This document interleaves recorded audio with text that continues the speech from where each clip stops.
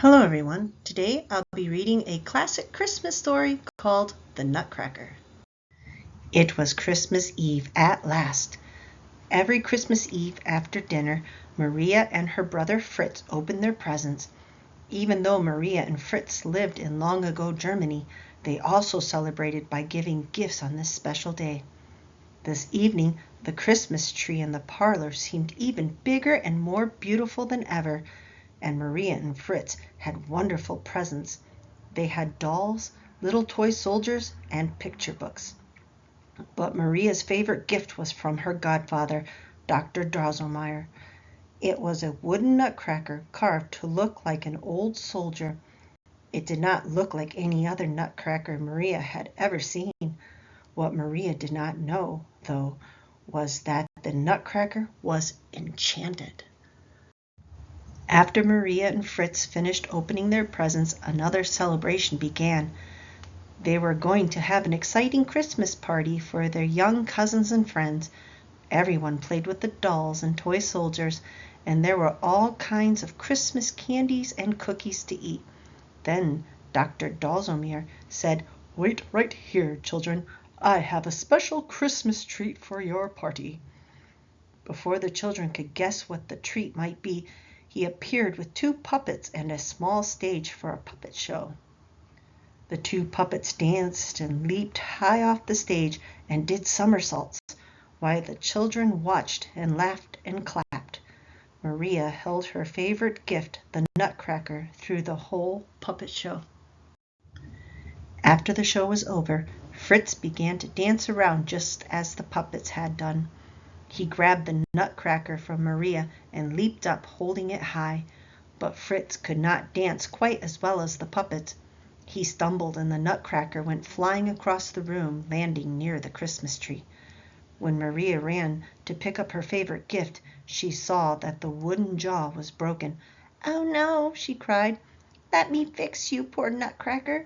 She carefully tied the nutcracker back together with her handkerchief and put him under the Christmas tree. Then Mother said, "It's time for bed."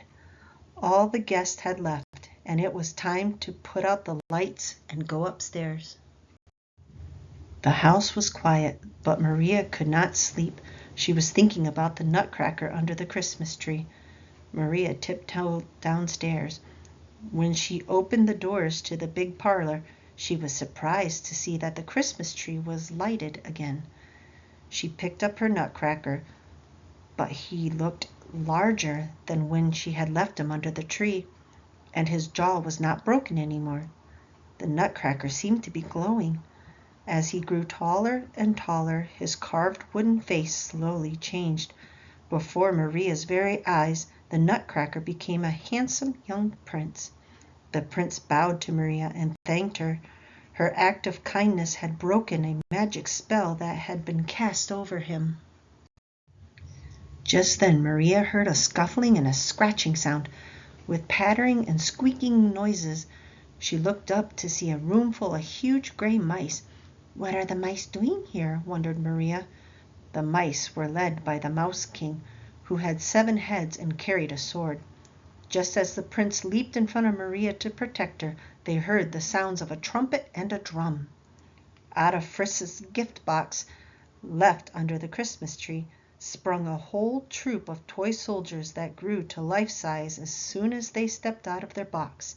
The soldiers, led by the prince, began a great battle with the Mouse King and his army of gray mice. What a battle it was! Back and forth the two armies fought.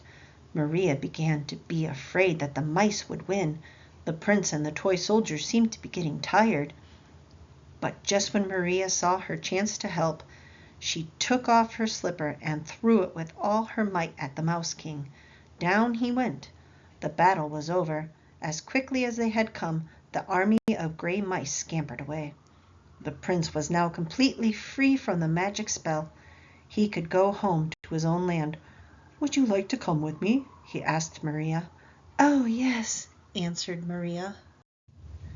So the prince led Maria to the Christmas tree, which seemed to have grown taller. He raised his arms, and suddenly the prince and Maria were no longer in Maria's parlor. Instead, they found themselves in the Nutcracker Prince's own kingdom, and all around them were beautiful dancing snow fairies. "Welcome to the land of sweets," said the prince. Maria saw sights she had never dreamed of. Here the houses were made of chocolate and peppermint sticks. There was a river of lemonade and a lake of sugar and almond milk. Maria and the prince traveled down the lemonade river, passing the lollipop trees and candy flowers. They rowed in a little boat shaped like a seashell. Finally, they arrived at a sparkling castle made entirely of spun sugar. This was the palace of the Sugar Plum Fairy, who came forth to greet them. The prince said, "Maria, with her kindness, has rescued me from an enchanted spell. In the battle with the Mouse King, at just the right moment, she attacked with her slipper and saved me." When the Sugar Plum Fairy heard this, she invited Maria and the prince to sit on her royal throne. She threw a great party to celebrate. Everyone in the Land of Sweets came. As tinkling music filled the hall, the Sugar Plum Fairy did a graceful fairy dance. Next came a parade of dancers, Chinese dancers, whirling Arabian dancers, leaping and twirling Russian dancers. Maria had never seen such sights. There were chocolate dancers and penny whistle candy dancers and even dancing clowns. Just when Maria could not imagine anything more grand, she was surrounded by enchanted flowers. Everywhere she looked were beautiful flowers, buttercups and daffodils, roses and tulips. They seemed almost to float as they waltzed round and round the great ballroom. Everyone joined in the dance. Maria was a little afraid to dance. Then the Nutcracker Prince approached her and said, "All this dancing is for you. You must dance too. Come with me." So Maria and the prince whirled and whirled and whirled, until Maria was a little dizzy and could no longer tell exactly where she was. She rubbed her eyes and sat up.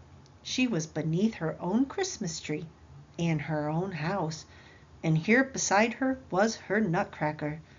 Where was the prince, the dancers, the Sugar Plum Fairy? Oh, could it all have been a dream? Thank you all for listening. If you enjoy this content, please like and subscribe. And as always, have a wonderful day.